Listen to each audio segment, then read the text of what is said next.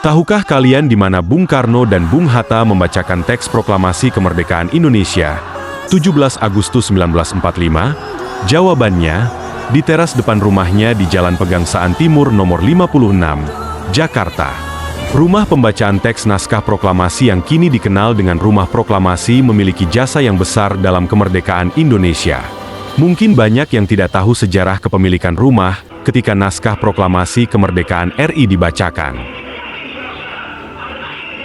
Karena mungkin selama ini hanya mengetahui bahwa proklamasi tersebut dibacakan oleh Soekarno di Jalan Pegangsaan Timur nomor 56, dan rumah tersebut adalah milik Soekarno. Namun tidaklah demikian.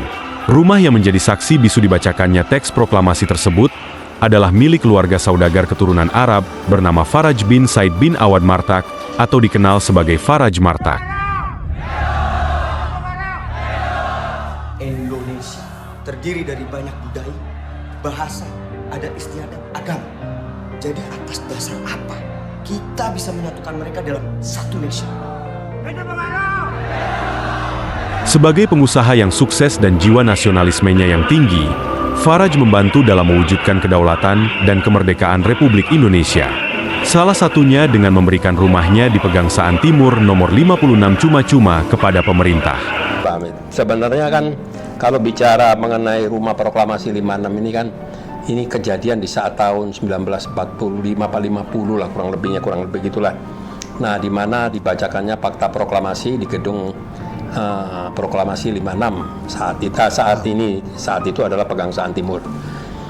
Ini cerita sudah habis sebetulnya, sudah nggak ada ceritanya. Cuman kan baru muncul diangkat di 2017. 2017 karena adanya peristiwa penistaan agama dan lain sebagainya.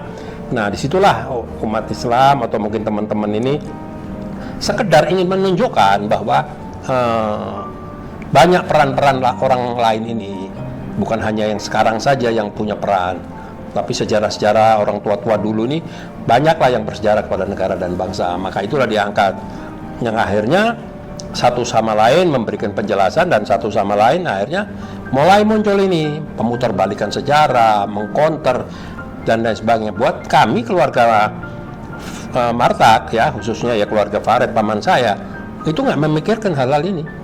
Tidak membutuhkan pengakuan, tidak butuh, nggak ada, sudah selewat semuanya kok.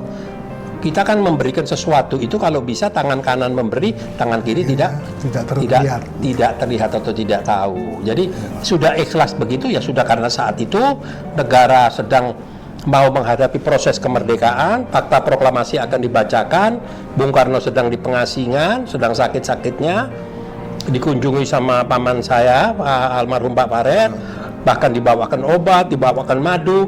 Hanya tujuan cepat sembuh, cepat keluar, agar bisa segera memproklamasikan kemerdekaan Republik Indonesia.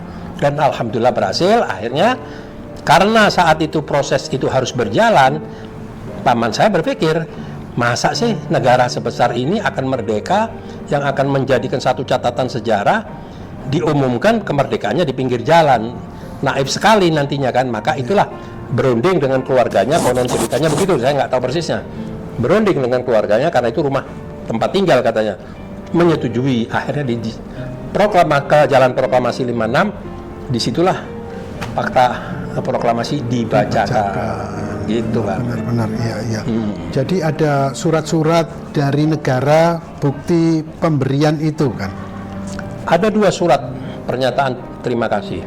Yang satu daripada individu, daripada proklamator kita Bung Karno mengucapkan terima kasih. Bahkan disebutkan saat itu saya sedang saya sedang sakit beri-beri, bla bla bla, dibantu, dikasih obat, madu, dan dikasih obat ini sangat bermanfaat buat kesehatan saya. Tertulis tangannya Bung Karno sendiri. Resmi ada, fotokopinya semua tersimpan, ada. Tersimpan, terdokumentasi, bahkan berapa kali diangkat di permukaan di media. Nah, setelah pemberian gedung Proklamasi 56, keluarlah surat dari pemerintah Indonesia melalui Menteri PU yang menyatakan pemerintah Indonesia mengucapkan terima kasih kepada, di situ disebutkan nama perusahaan PT Marba, CV Marba atau PT Marba saya lupa, Farid Said Martak, atas diberinya gedung Proklamasi 56 Dan ada dannya nih Pak Hamid. Iya, iya. Dibantunya membeli beberapa gedung. Oke. Jadi iya, menurut versi pengetahuan saya, berarti gedung itu diberikan hadiah plus ada hadiah gedung lain, karena kalau dibantunya membeli, mungkin mohon maaf, saat itu negara belum punya uang untuk membeli gedung dan untuk kepentingan apa. Nah, jadi itulah yang sedikit ada multitafsir, bisa jadi ada gedung-gedung lain yang akhirnya belakangan ada yang bilang katanya ada hotel di Jogja, ada yang bilang ada satu kantor gedung Marba di Semarang, sampai sekarang masih terpampang nama Marbanya. Gedung Al-Azhar di Jakarta. Nah, dan pembangunan Al-Azhar di Jakarta, Iya. di pusat dan lain sebagainya. Itulah yang pernah dipersembahkan kepada negara, khusus kepada negara Republik Indonesia, karena saat itu presidennya atau pimpinannya adalah Bung Karno, ya otomatis Bung Karno, karena memang kedekatan keluarga Marta di Jakarta itu dengan Bung Karno itu sangat dekat sekali. Iya, Sangat dekat sekali. Bukan itu saja, Faraj Martak juga mengobati Bung Karno yang sakit malaria dengan memberikan obat tradisional Hadramaut, yaitu madu Arab. Lalu didampingi Muhammad Hatta dan tokoh lainnya, Soekarno menyatakan proklamasi kemerdekaan di depan rumah Faraj.